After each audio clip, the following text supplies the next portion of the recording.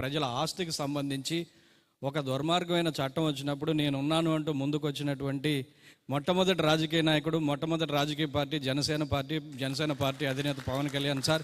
మేము నెత్తు నోరు కొట్టుకుంటూ రోడ్డు ఎక్కినప్పుడు ఏ రాజకీయ పార్టీ కూడా మా గొంతు జస్ట్ ఎమ్మెల్యే వాళ్ళు ఆ స్థాయి వాళ్ళు వచ్చి సంఘీభావం చెప్తున్నారు. కానీ ఒక రాష్ట్ర స్థాయిలో ఈ అంశం ఈరోజు రాష్ట్ర ప్రభుత్వం దృష్టికి కానీ రాష్ట్ర ప్రజల దృష్టికి వెళ్ళిందంటే కేవలం మీరు మాకు అవకాశం బట్టి ఈ అంశం మొత్తం రాష్ట్ర వ్యాప్తంగా. అందుకు మీకు మొట్టమొదటి ధన్యవాదాలు సార్. ముందుగా ఈ యాక్ట్లో ఏం చెప్తారంటే సార్, ఫస్ట్ మేము ఇప్పటిదాకా రిజిస్ట్రేషన్లో వ్యవస్థలో ఉన్నటువంటి లోపాలను సరి చేస్తామని ప్రిఫేజ్లో చెప్తారు సార్. కానీ యాక్ట్లో సెక్షన్ 26కి వచ్చేటప్పటికి గవర్నమెంట్ సెక్షన్ 26లో లాంగ్వేజ్ ఒకసారి చూడండి సార్. తిప్పండి సార్, రమేష్ గారు 26 తిప్పండి. 26 సెక్షన్ 26 సార్. 26లో ప్రభుత్వం భూమిని 26లో ప్రభుత్వం అక్వైర్ చేయొచ్చు, డిస్పోజ్ చేయొచ్చు, హోల్డ్ చేయొచ్చు. ఎవరు భూమిని హోల్డ్ చేస్తారండి? మీ యాక్ట్ ఏంటి? మేము రిజిస్ట్రేషన్ వ్యవస్థలో ఉన్న లోపాలని సరిదిద్దుతామని చెప్తారు. కానీ 26లో ఏం చెప్తున్నాం?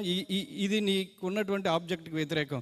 ప్రభుత్వం అంట ఈ land titling office authority acquire, hold, dispose.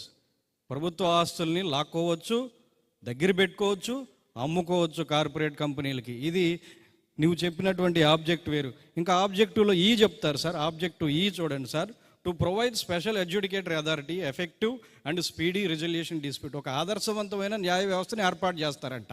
ఈ న్యాయ వ్యవస్థనే భారత రాజ్యాంగం స్వతంత్ర ప్రతిపత్తి కలిగిందయ్యా అని భారత రాజ్యాంగం ఎప్పుడు ఏర్పాటు చేసింది. కానీ ఇక్కడ ఆంధ్రప్రదేశ్ రాష్ట్ర ప్రభుత్వం ఈ ప్రకారం ఒక ఆదర్శవంతమైనటువంటి న్యాయ వ్యవస్థను ఏర్పాటు చేస్తుందంట.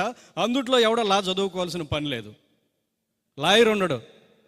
ఈ సార్ ఆబ్జెక్ట్లో first page sir, first page ఆబ్జెక్టివ్లో సార్. తెలుగులో చదువన్నా, చాలా వివరంగా ఉంది. కోటేశ్వరరావు అన్న తెలుగులో చదువు, తెలుగులో చాలా చక్కగా ఉంది.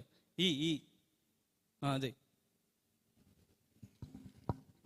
ఈ శాసనమును అమలు చేయటంలో ఎదురయ్యే వివాదములు సత్వర పరిష్కారానికి ప్రత్యేకంగా సమర్థవంతమైన న్యాయ నిర్ణయ ప్రాధికార సంస్థను ఏర్పాటు చేయడానికి వీలవుతుంది.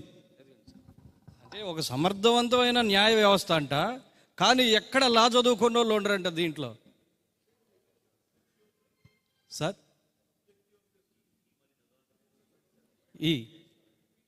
ఇంగ్లీష్లో చదువుతానండి ఒకసారి.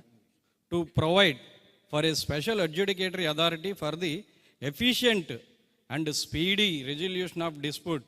అంటే ప్రజల ఆస్తుకు సంబంధించిన వివాదాలు పరిష్కరించేందుకు ఒక ప్రాధికార సంస్థని, న్యాయబద్ధమైన సంస్థను ఏర్పాటు చేస్తారంట. చాలా ఆదర్శంగా, ఉన్నతంగా, న్యాయంగా ఉంటుందంట. కానీ వాళ్ళకి న్యాయం, చట్టం తెలవదు. ఏ ఆఫీసర్ కూడా ఇందులో ఆఫీసర్ ఎవరంటే పరిష్కరించేది జాయింట్ కలెక్టర్ ఆఫీసర్. ఎక్కడ చట్టం ఎక్కడ చదువుకోడండి. ఇప్పుడు దాకా కోర్టులో అంటే మాకు ఒక జడ్జి పోస్ట్ వస్తే సార్, ఆ జడ్జి గారికి 3 సంవత్సరాల పాటు కంటిన్యూగా మాకు జ్యుడిషియల్ అకాడమీలో ట్రైనింగ్ ఇస్తారు. ఇప్పటికీ ఏడీజేలు రిటైర్మెంట్ వయసులో కూడా ఏడీజేలు 6 నెలలకు, సంవత్సరానికి ఒకసారి ట్రైనింగ్ తీసుకుంటారు. కానీ ఇక్కడ ఏమి ట్రైనింగ్ ఉండదు ఆయనకి. ఒక రెవెన్యూ అధికారి అతను మాత్రం ఇప్పుడు దాకా సంపాదించుకున్న ప్రజల ఆస్తిని ఇప్పుడు వచ్చి పరిష్కరిస్తాడంట. అంటే ఇది కాంట్రరీ టు ది కాన్స్టిట్యూషన్. భారత రాజ్యాంగంలో ఆస్తులు, హక్కులు, కష్టాలు, నష్టాలు తీర్చాలంటే కోర్టు వ్యవస్థను మనం ఏర్పాటు చేసుకున్నాం. ఇప్పుడు కోర్టుకి ఒక ప్యారలర్ గవర్నమెంట్. ఇది భారత రాజ్యాంగం యొక్క మౌలిక స్వరూప సిద్ధాంతానికి మినర్వా మిల్స్ కేసులో సుప్రీంకోర్టు ఇదే చెప్తుంది సార్. ఇది భారత రాజ్యాంగానికి చాలా విఘాతం. ఇందులో సెక్షన్ 9 సార్ ఒకటి చెప్తారు. సెక్షన్ 9 ప్రకారం, సెక్షన్ 9లో ఎటువంటి డిస్ప్యూట్స్ లేనటువంటి ఆస్తిని దాంట్లో రాసుకుంటారంట సార్. రాసుకున్నంత వరకు పర్లేదు. అక్కడ ఒక పదం డిటర్మినేషన్ అంటే నిర్ధారిస్తారు. ఇది కూడా ఒక అబ్జెక్టిబుల్ వర్డ్. సెక్షన్ 9 యాక్ట్లో 8వ పేజీలో సెక్షన్ 9 ఉంటుందండి. 8th పేజీలో సెక్షన్ 9లో the title registration officer shall determine the record of entry. Determination Supreme Court చెప్పింది సార్. ఒక రెవెన్యూ అథారిటీ ఎప్పుడు ఈ